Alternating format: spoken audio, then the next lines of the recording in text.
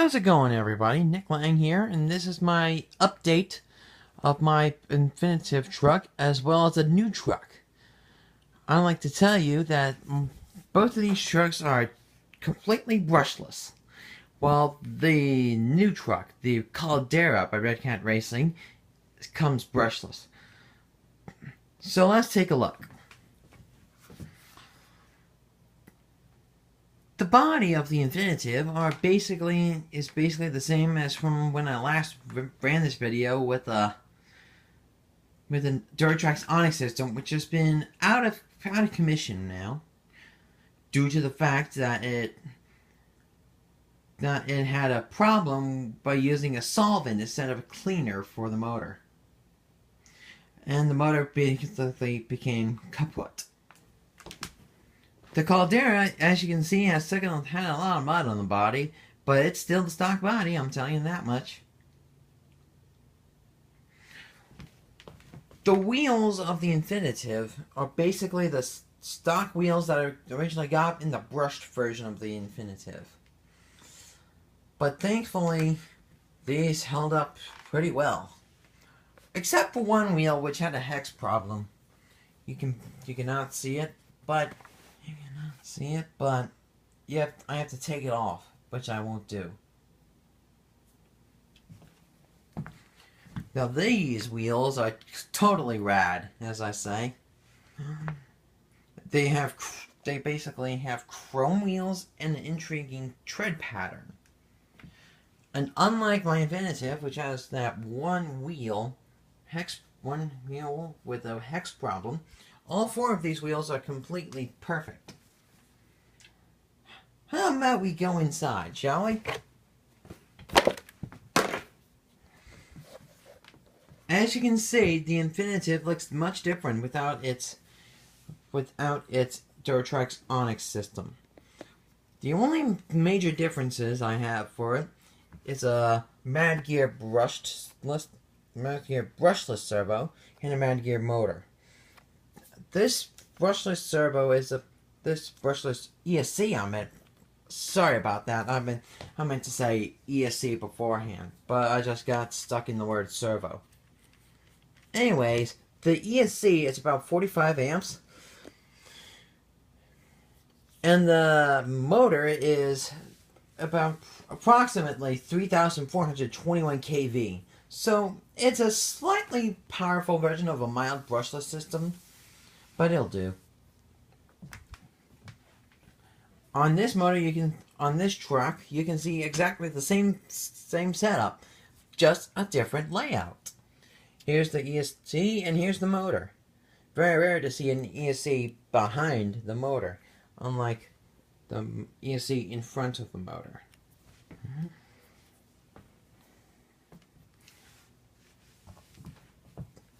Here we have the receiver for it. Let me just spin it around so you can see what it actually says. It's a new waterproof receiver that is originally from my Drift Star car. I decided to implant this in because I wanted another ESC for my Drift Star rally car, which I might show in a later video. Here's the receiver for my other truck, made by Red Cat Racing. This one's splash proof, and it has handled itself in the snow quite well.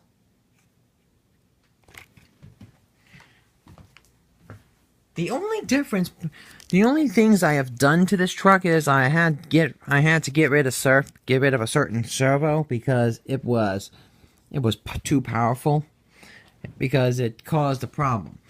So I replaced this 15 kilogram hex fly servo with a ND1006 Exceed RC servo from the Mad Speed drift car.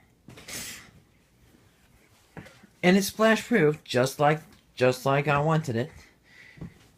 And I did the same thing to my Caldera 10E, because its original hex fly servo wasn't splash proof, nor even water resistant. So basically, I've made my Caldera basically water resistant, or waterproof, as whatever you want to say. As you can see, as I spin these transmitters around, those are both pistol grip transmitters. One of them takes 4 batteries, which is this new XCRC one, and the RCR2C takes a total of 8 batteries. And now my batteries I have is this Vigor Power EP3000 motor. I have this. Wait a minute, it's a battery. Darn it, anyways. Anyway, it's a Vigor Power EP3000 battery, nickel metal hydride. Plus, I also have a second one.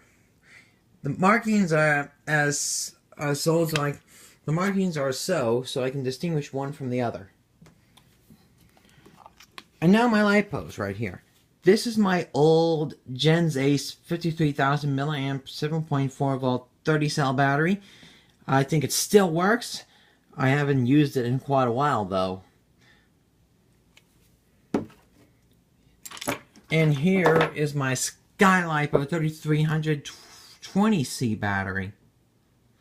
Also 7.4 volt. These batteries have proved quite adaptable for my brushless vehicles. And with that in mind, I have a preview to show.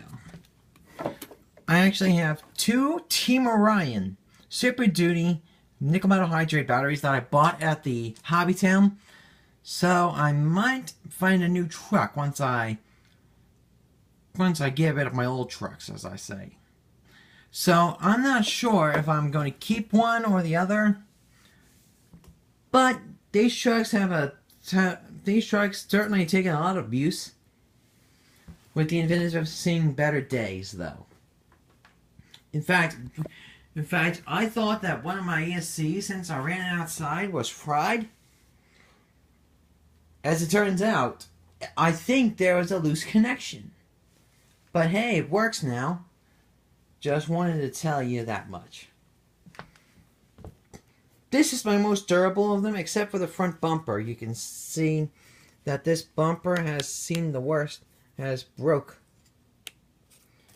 But with that in mind, both of these trucks handle well, they do the job done, and they have